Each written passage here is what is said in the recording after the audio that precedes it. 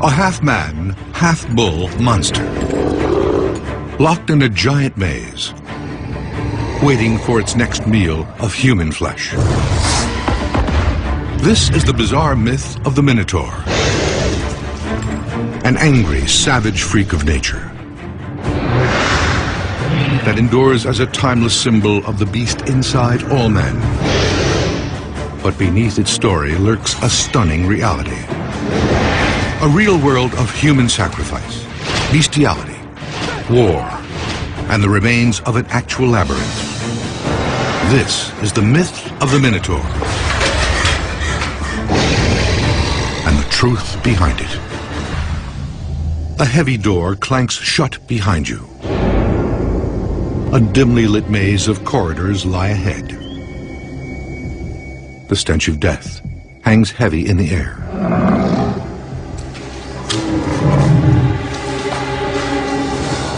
You are trapped in the labyrinth of the Minotaur. And there is no way out.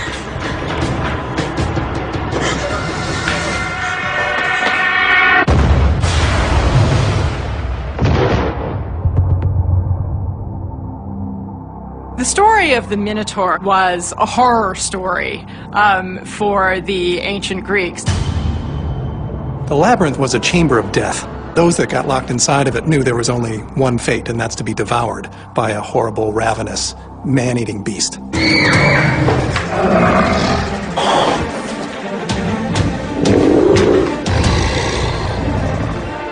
This half man, half animal would rip you piece to piece and consume your flesh.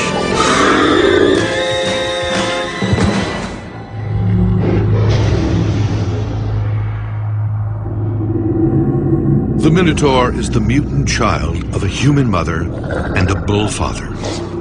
He has the body of an enormously strong, powerful man, but then the head of a bull with horns. On the one hand, it's part beast, and this beast is ravenous and hungry and kills and even eats the flesh of people that it has killed. On the other hand, the Minotaur is half human, and it has a kind of vulnerability from that, in which its humanity is trapped inside of its bestiality. At its core, this myth represents the battle between reason and savagery, between order and chaos. The ancient Greeks who told the story prided themselves on being civilized. One of the things that the Greeks really did believe in was that human reason could do a lot. But the Minotaur was the enemy of reason. A symbol of the animal instincts trapped inside all men. The Minotaur, the monster, was the untamable part of nature that the Greeks were trying to get a hold of. This was the one thing that they could not control.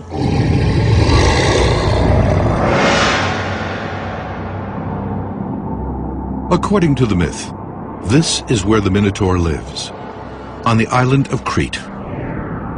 At the time when the story takes place, Crete dominates the Greek world the way the Minotaur dominates the labyrinth. In the late Bronze Age, Crete really was the most important power in that part of the Mediterranean. The places like Athens and Sparta, which in the classical period would really become the most significant powers, really weren't anything very important at all. In fact, they had to pay tribute to Crete because it was the major power in the region. In the myth, the Minotaur was created to punish the king of Crete, Minos, after he tried to outwit a god. Every year, it was customary that King Minos sacrifice his most prized bull as an offering to the sea god, Poseidon.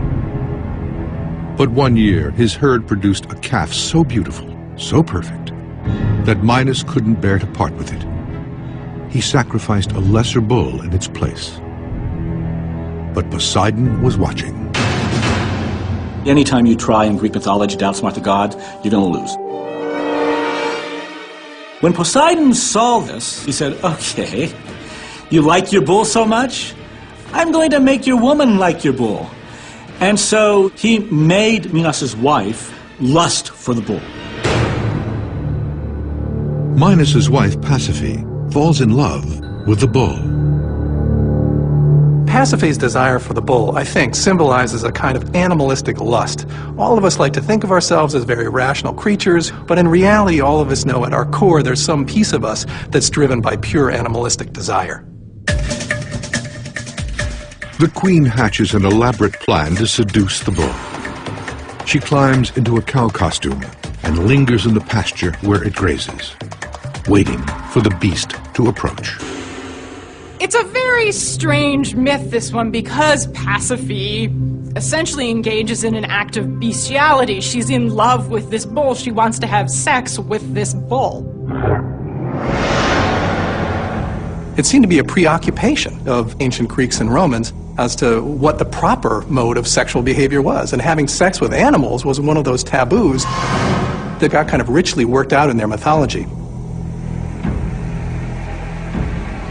In the real world, we see these mythic scenes, famous scenes of ancient bestiality, are performed in the Colosseum. You would have women slaves who would be forced to copulate with bulls in order to entertain. Often in these real-life spectacles, the ancients were acting out Queen Pasiphae's mythical encounter with the bull. In the story, it isn't long before her strategy succeeds. The bull spies her, is overcome with amorous desire, mounts her. 9 months later, you've got yourself a Minotaur.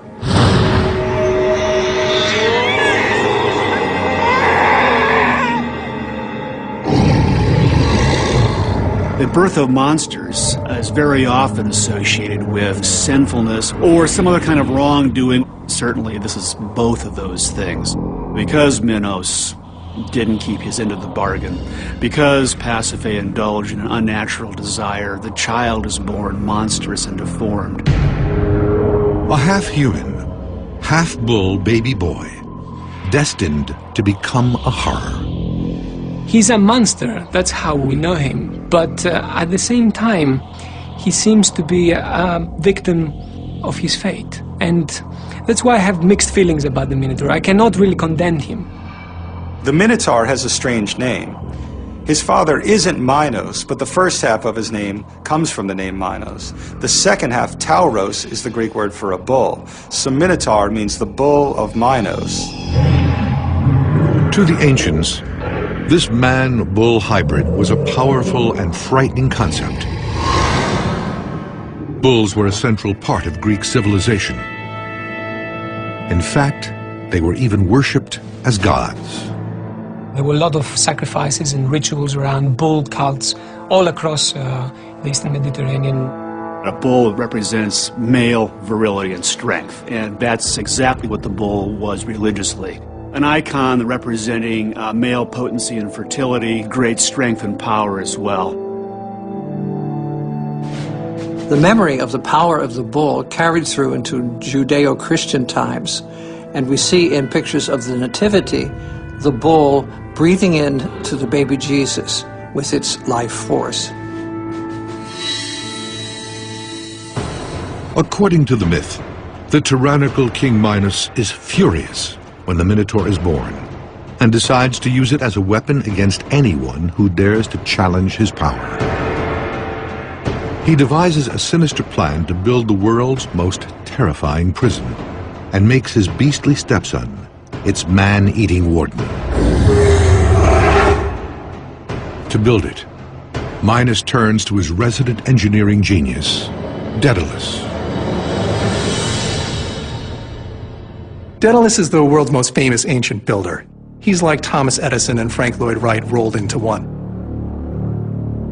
He's able to construct beautiful monuments, and he's able also to construct flying machines, wonders of ancient technology.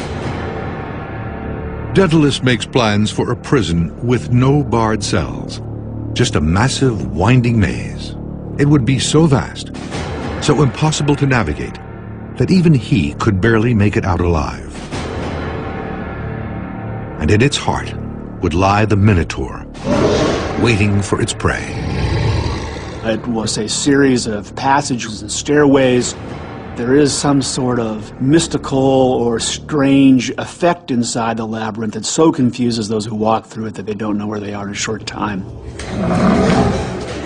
Dark, disorienting, deadly. This mythical labyrinth would be terrifying. But is it more than just a myth?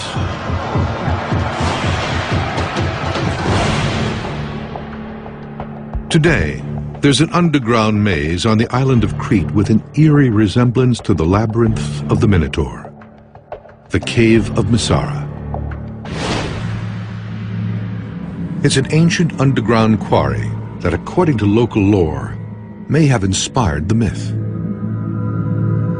Winding passageways stretch for over 2 miles in no particular order. In fact, most people who dare to enter run a cable with them to make sure they don't get lost. The same tactic will prove crucial for the Minotaur's victims later in the myth. Chisel marks found along these tunnel walls prove the caves are man-made, that they were dug with ancient tools. For centuries, visitors who came to explore this place were convinced they had found the home of the Minotaur, and many of them left their mark. Today, explorers still take on the challenge of navigating the labyrinth. Their objective is to reach this central room, where it is said the Minotaur once dwelled. They come here to beat their fears, and if they win, they accomplish the mission. They write their names on it and go out happy. It would be very nice if it were the labyrinth. I mean, everybody wants to know where the idea of the labyrinth came from. And when you see caves like this, right away the idea must have come to the people that this might have been the lair of the Minotaur. An ancient man-made maze on the same island where the myth is said to have taken place. It's the perfect candidate for the Minotaur's labyrinth in every way but one. Most experts think the myth is older than the cave. It was worked very late in Greek Roman times, and there are recorded visits by many pilgrims during this period. But the actual myth of a labyrinth and a Minotaur came much, much earlier. If Messara isn't the place that inspired the myth of the labyrinth, what is? The hunt for clues leads back to the myth.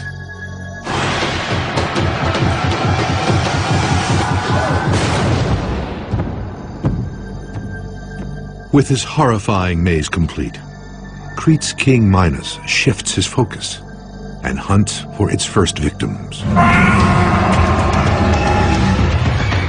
It's mealtime for the Minotaur.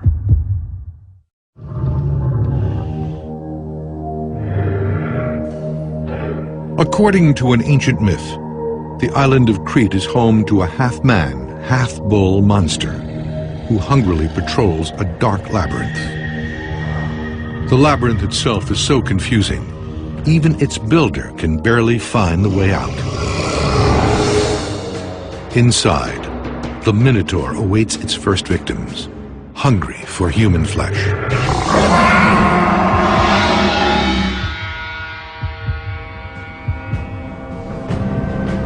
Meanwhile, 200 miles north in a small city-state called Athens, athletes have gathered from all over the Mediterranean to compete in a series of sporting challenges. It's an early precursor to the Olympic Games. Among the competitors is Prince Androgeus, the son of Crete's king Minos, and the half-brother of the Minotaur. Minos' son, Androgeus, won every contest, running, throwing, singing. He was a star.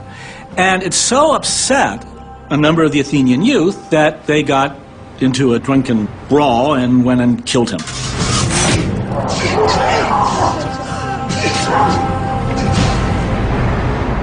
The son of a king, murdered in cold blood. This means war.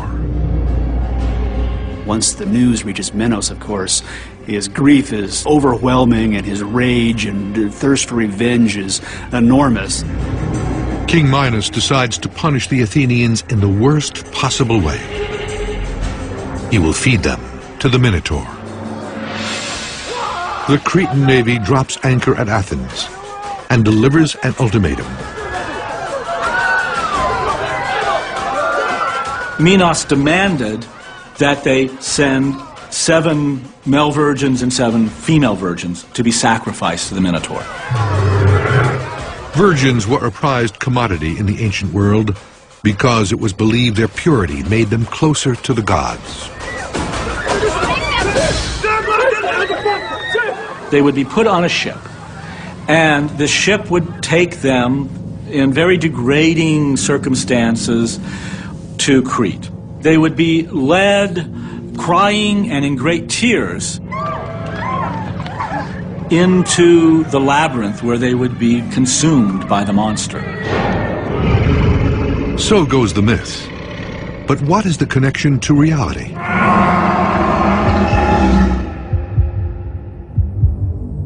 Here, the story symbolizes an actual historical conflict.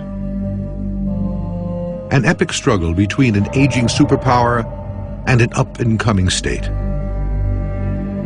Early in Greek history, Athens and Crete were real-life enemies. But Crete's massive navy gave it a decided advantage. In both myth and reality, it was David versus Goliath. In the Minotaur myth is pretty clearly a symbolic overlay of real history. Crete was a very powerful civilization, and they kind of lorded it over the city-states on mainland Greece. When Minos made this outrageous demand, what it was a reflection of the Cretan dominance of that entire area. The Athenians told the Minotaur story as political propaganda. The Minotaur represented the tyranny of Crete. The labyrinth was Crete's nearly inescapable power, and the victims symbolized the suffering of Athens. The myth's purpose was to make the Cretans seem barbaric and evil, and it worked. For the Greeks themselves, who embellished this story over the centuries, it was a very important proof that they and their gods and their rational thinking were superior to the Cretans and their bulls and their monsters. In the myth, Athens is forced to send human sacrifices to the Minotaur every 9 years, or face all-out war with Crete. But why 9 years? It seems from their records they had an understanding of the movement of the moon through various constellations that go through about a 9-year cycle. And that would be then the basis of the 9-year sacrifice. Whenever a full moon falls on the equinox, it will be time to send fresh sacrifices to the beast.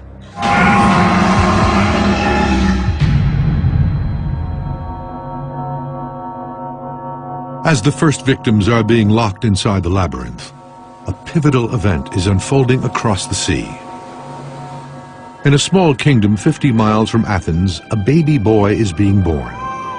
His name is Theseus. He is one of the first great heroes of Greek myth, the one who is destined to challenge the Minotaur. The birth of Theseus is of preeminent importance in terms of Athenian national identity. Theseus belongs to an older order of heroes.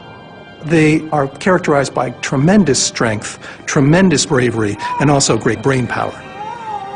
Theseus is the son of a beautiful Greek princess, and not one, but 2 powerful fathers.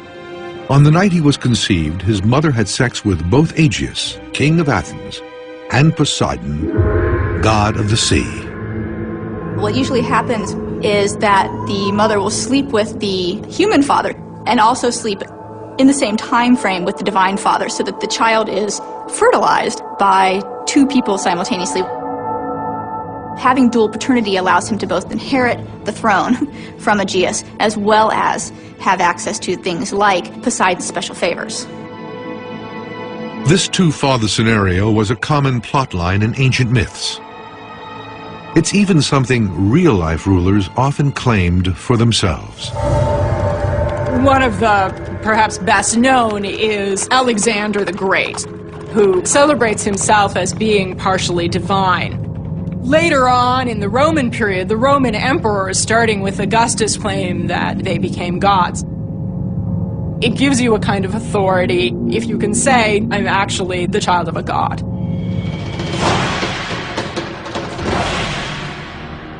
According to the myth, when Theseus is born, King Aegeus buries his sandals and a sword beneath a huge rock. He tells Theseus's mother that when the boy is strong enough to lift that rock, he should come to claim his rightful place as Prince of Athens.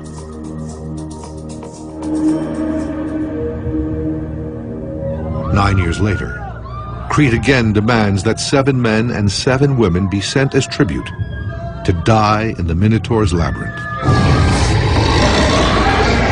The kingdom needs a hero.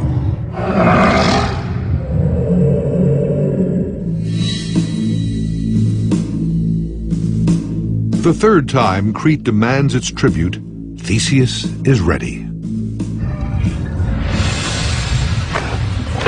He is finally strong enough to lift the rock that hides his father's sword and sandals. He vows to enter the labyrinth, battle the Minotaur, and free Athens from the tyranny of Crete. It's the classic face-off between monster and hero. And modern evidence has revealed some shocking truth behind it.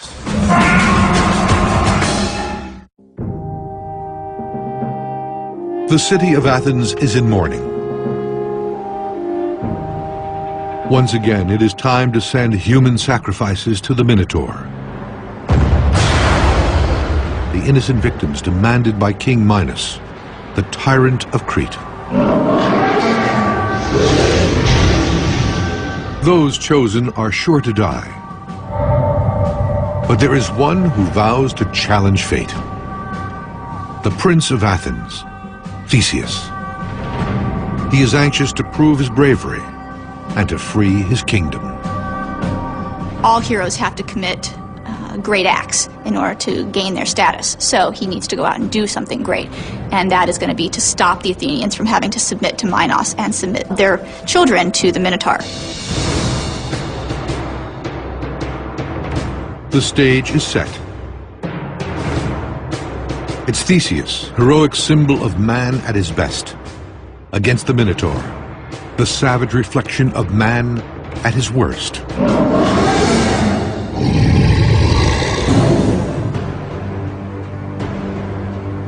Before Theseus departs for Crete, his father gives him an important order.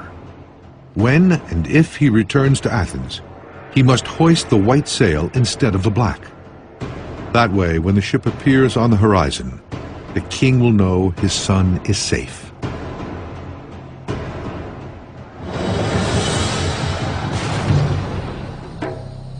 According to the myth, this is where Theseus was headed. Knossos, the capital city of King Minos and the Cretans. The ancient Greeks believed this was the home of the Minotaur, a scene of horrific crimes against humanity.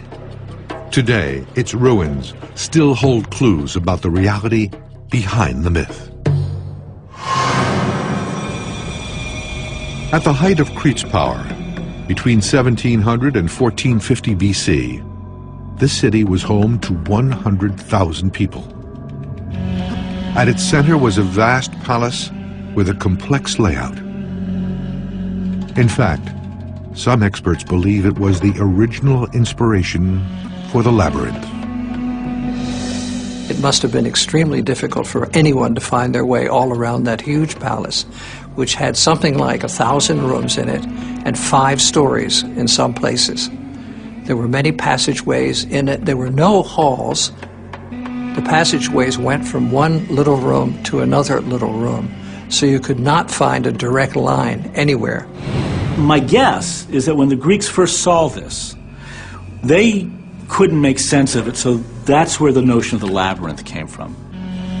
They would have imagined it as a dungeony, dark series of corridors that violated the Greek sense of symmetry. Greeks like symmetry.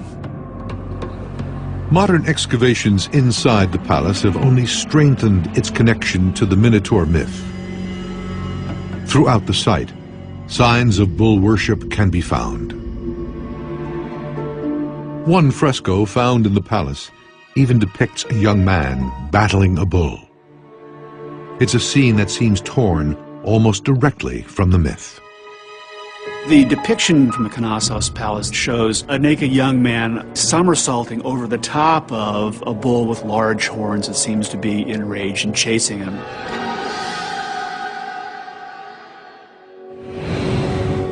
An ancient palace that looks like a maze, filled with artifacts related to bulls.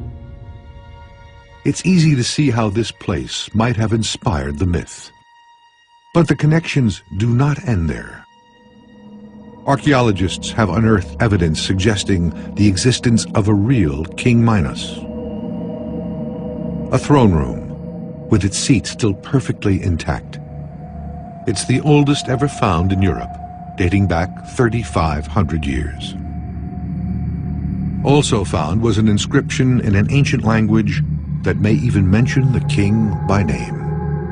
In the archives of the Temple of Crete, there were stone tablets which have inscribed on them words which look to be like the name of King Minos. It's one word, Minute, a second word, Roja, which could mean Minos the king. Roja is a title for royalty. These clues suggest King Minos may have actually lived. But the most intriguing connection to the Minotaur myth appears on another tablet found at the site. It depicts an offering to a so-called mistress of the labyrinth.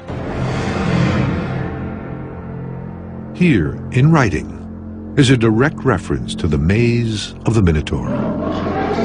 It's an unmistakable connection between the city of Knossos and the myth. But who was this mistress of the labyrinth? Her identity is an intriguing mystery. Experts believe it was a woman of great importance at the palace, a high-ranking priestess, or even the daughter of the king. In the myth, King Minos' daughter is Ariadne, and she plays an important role in the rest of the story. We don't know who the mistress of the labyrinth was, but it could have been Ariadne, inasmuch as she was entitled to be the priestess of the temple because she was the first daughter of King Minos.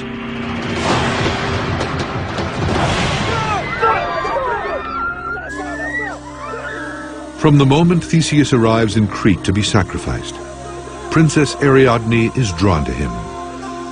Ariadne notices Theseus' bearing, his courage, his unblinking gaze, and is immediately smitten with him. She's just sort of overcome by the power of her love for Theseus, and she immediately decides that she's going to help him because she doesn't want him to die in the labyrinth as all the other figures do. But Ariadne must act fast.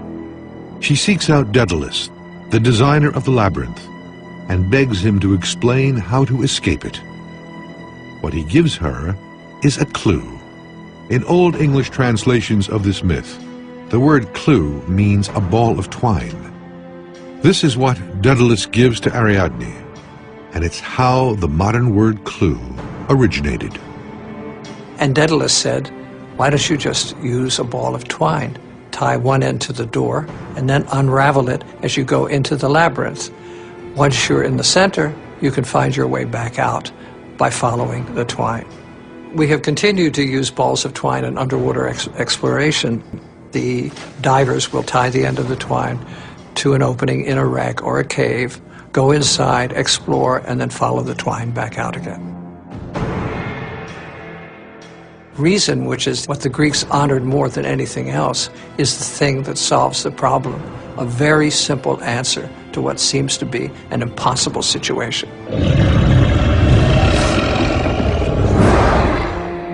Ariadne secretly visits Theseus in his holding cell and offers him her clue on one condition. He must marry her if he survives.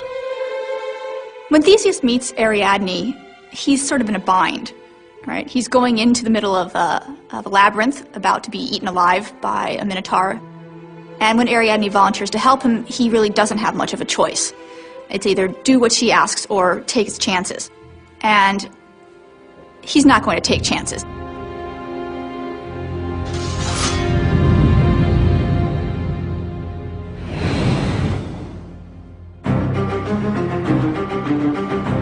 The next morning, 14 victims are locked inside the labyrinth.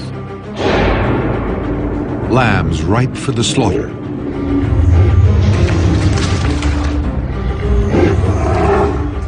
With his ball of twine in hand, Theseus leads the way into the maze. Theseus ties off the ball of twine at the door and starts to walk step by step through this dark, dank tunnel. Theseus has been offered as a human sacrifice. It's a concept that is hard to fathom today, but evidence suggests that the real ancient Cretans not only sacrificed humans, they also may have eaten them.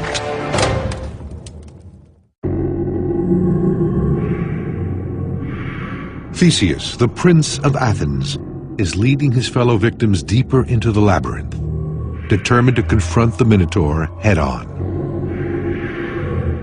He has a ball of twine, a clue, so that he can find his way back out. As the beastly growls of the Minotaur grow louder, Theseus is resolute. But those trapped with him are beginning to unravel. As the victims walk through the labyrinth, one can imagine how terrified they must have been. Just think about going into that dark space, and then as you wandered, not being able to see anything.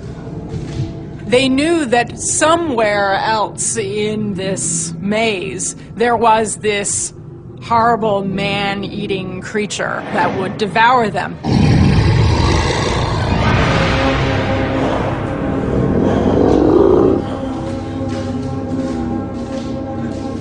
You never know at what point you're going to encounter the monster.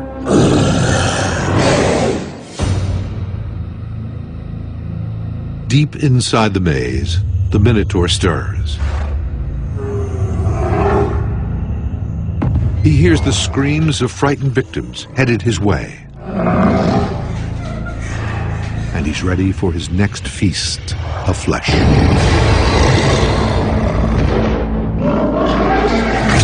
This is the enemy Theseus must defeat in order to free Athens from the tyranny of Crete.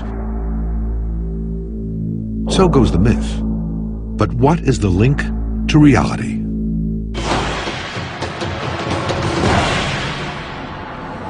The tension between Athens and Crete during the Bronze Age is well documented. But were the Cretans really as savage as the myth suggests?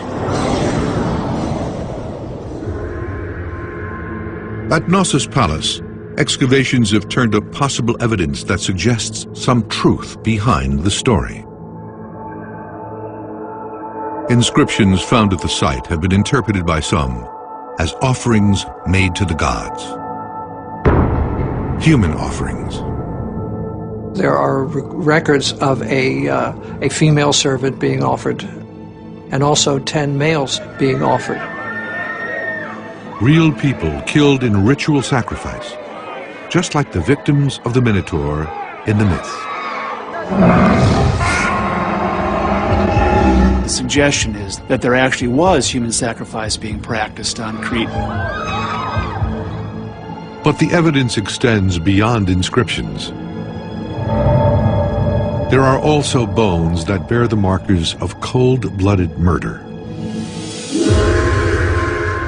In 1979, over 300 of them were unearthed in Knossos. Unbelievably, All of them belonged to children. About 25% of them bore cut marks made by a fine blade, the type that would have been used to remove flesh from bone. The bones had the marks of knives. They had cut marks on the sides of the bones. So it's hard to get around the fact that there was butchery going on here, perhaps even cannibalism. I don't know how else one could interpret this kind of evidence. Sheep bones were also uncovered in the same place as the human bones.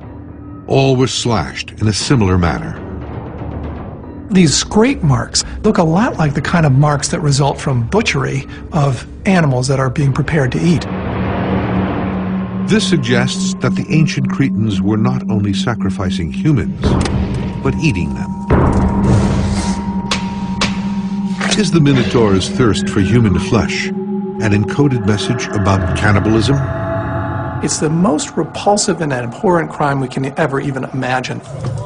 It's a perfect way to demonize someone. So we can imagine that the ancient Greeks would have told this story about their great enemy, Crete, that not only were they horrible people, they were monsters, and even still they were cannibals.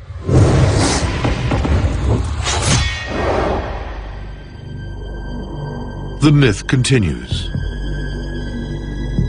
The labyrinth's corridors are cloaked in darkness. It is impossible for Theseus to find his way by sight. But the grunts and growls of the Minotaur are getting louder. They are his compass. His ball of twine, his clue, is small now, a quarter the size it was when Theseus entered the maze. The beast is near. He smells the stench of blood on the walls. He sees the bones of the poor beast's prior victims. He rounds a corner and sees a sleeping hulk. Even the breath of the Minotaur fills him with fear. But this is the difference between heroes and us ordinary folks. The hero feels the fear, masters it, and pursues the great deed. Theseus ambushes, catching the beast half asleep. Theseus approaches. The Minotaur is startled, jumps up, and attacks. Axe meets sword as man battles beast. The future of Athens and Crete hangs in the balance.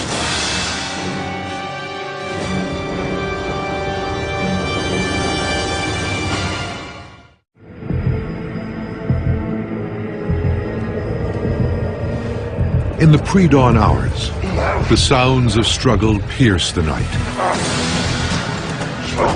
Inside the labyrinth, Theseus has the Minotaur cornered. He then pounces on it, attacks.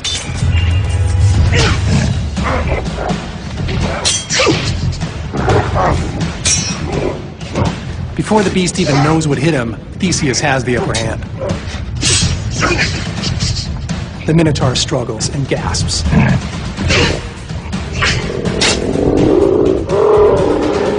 The hero goes in for the kill.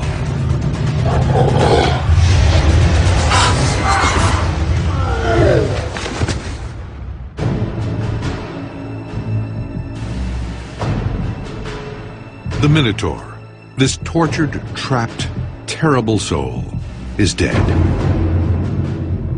Theseus, son of Poseidon and prince of Athens, has destroyed the curse of King Minos. You can imagine that his heart is pounding, his adrenaline is pumping. He's covered with the muck and blood of this dead beast and all the other human beings that this beast has ingested over the years. That the forces of reason, as embodied by Theseus, overcame the forces of irrationality, as embodied by the Minotaur. But there's no time to celebrate his victory. Daybreak is approaching. Theseus needs to move fast if he's going to escape the wrath of King Minos. Once he's killed the Minotaur, it's not quite over, because Minos is not going to be happy about this, of course. So he has to retrace his steps, get out of the labyrinth, and then get back onto the ship.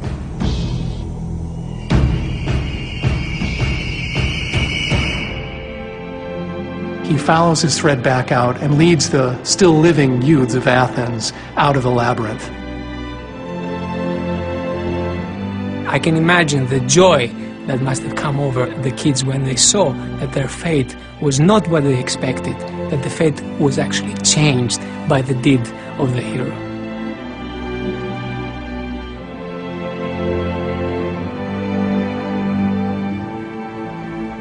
Ariadne, the princess of Crete, has spent a restless night listening for any sign of Theseus's survival.